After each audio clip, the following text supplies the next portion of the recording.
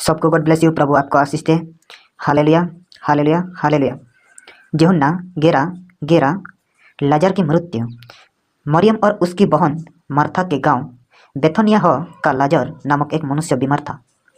यह वही मरियम थी जिसने प्रभु पर इत्र डालकर उसके पांव को अपने बालों से पोंछा था। इसी का भाई लाजर बीमार था।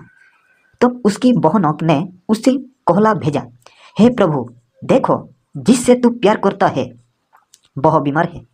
यह सुनकर यीशु ने कहा, यह बीमारी मृत्यु की नहीं परंतु परमेश्वर की महिमा के लिए है, कि उसके द्वारा परमेश्वर के पुत्रों की महिमा हो। और यीशु मार्था और उसकी बहन और लाजर से प्रेम रखता था। जब उसने सुना कि वह बीमार है तो जिस स्थान पर वह था वहां 2 दिन और ठहर गया। फिर इसके बाद उसने चेलों से कहा, आओ हम फिर यहूदिया को चले। चेलों ने उससे कहा, हे रबी, अभी तो यहूदी तुझे पथराव करना चाहते थे और क्या तू फिर भी वही जाता है? हालेलुया, धन्यवाद यीशु ने उत्तर दिया, क्या दिन के 12 घंटे नहीं होते? यदि कोई दिन को चले तो ठोकर नहीं खाता, क्योंकि इस जगत का उजाला देखता है, परंतु यदि कोई रात को चले तो ठोकर खाता है, क्योंकि उसमें प्रकाश नहीं। उसने ये बात कही और इसके बाद उसने उनसे कहने लगा, हमारे मित्र लाजर सो गया है, परंतु मैं उसे जगाने जाता हूँ।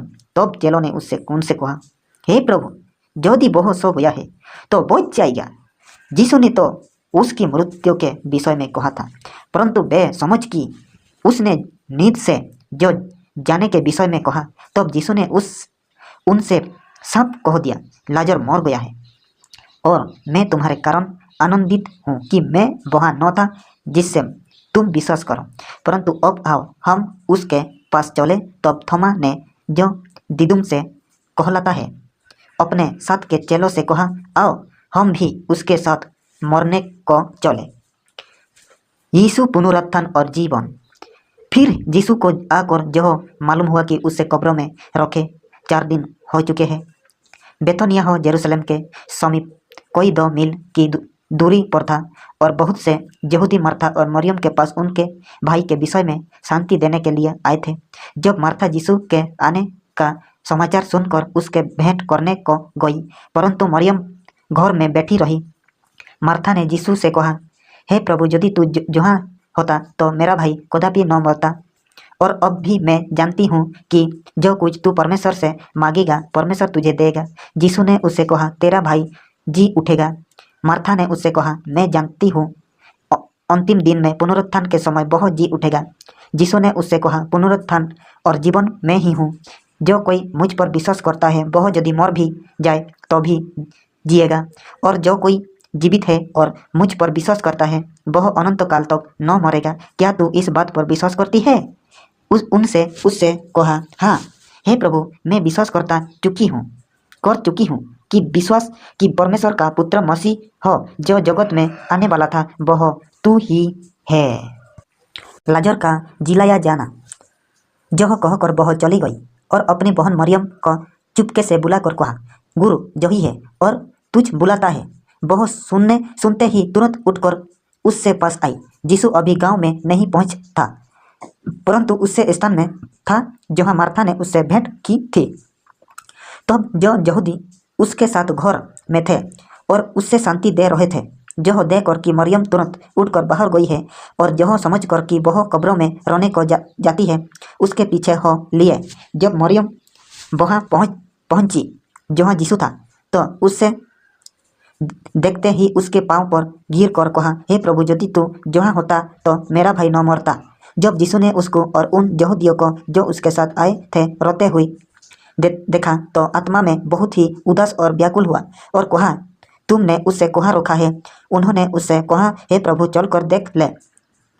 यीशु रोया। तो यहूदी कहने लगे, देखो वह उससे कैसा प्यार करता था। परंतु उनमें से कितने ने कहा, क्या यह जिसने अंधे की आंखों खोली यह भी न कर सका कि यह मनुष्य न मरता? यीशु मन में फिर बहुत ही उदास होकर कब्र पर आया। वह एक गुफा की गुफा थी और एक पत्थर उस पर घोरा था। यीशु ने कहा, पत्थर को उठाओ।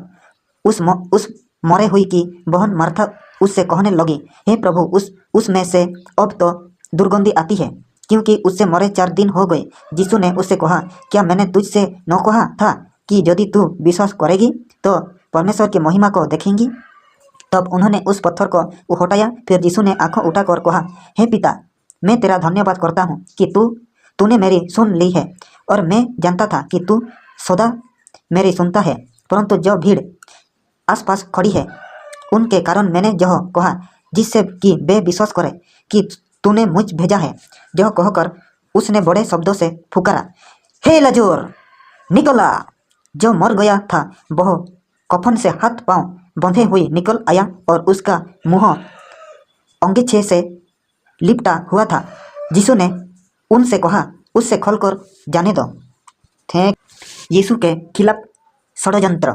तब जो यहूदी मरियम के पास आए थे और उसका जो काम देखा, उनमें से बहुत ने उस पर विश्वास किया, परंतु उनमें से कितने ने फरीसियों के पास जाकर यीशु के कामों का समाचार दिया। इस पर प्रधान याजक और फरीसियों ने मुख्य सभा के लोगों को इकट्ठा करके कहा, हम क्या करेगा? यह मनुष्य तो बहुत चिन्ह दिखाता है। यदि हम उसे ऐसे ही छोड़ दें तो सब उस पर विश्वास ले आएंगे और रोमी आकर हमारी जगह और जाति दोनों पर अधिकार कर लेंगे। तब उनमें से फेंका कैफा नाम एक व्यक्ति ने, जो उस वर्ष का महायाजक था, उनसे कहा, तुम कुछ नहीं जानते और न यह सोचते हो कि तुम्हारे लिए यह भला है कि लोगों के लिए एक मनुष्य मरे, और न यह कि सारी जाति नाश हो। यह बात उसने अपनी ओर से न कही, परंतु उस वर्ष का महायाजक होकर भविष्यवाणी की कि यीशु और जाति के लिए मरेगा, और न केवल उस जाति के लिए वरन इसलिए भी कि परमेश्वर की तितर बितर संतानों को एक कर दे।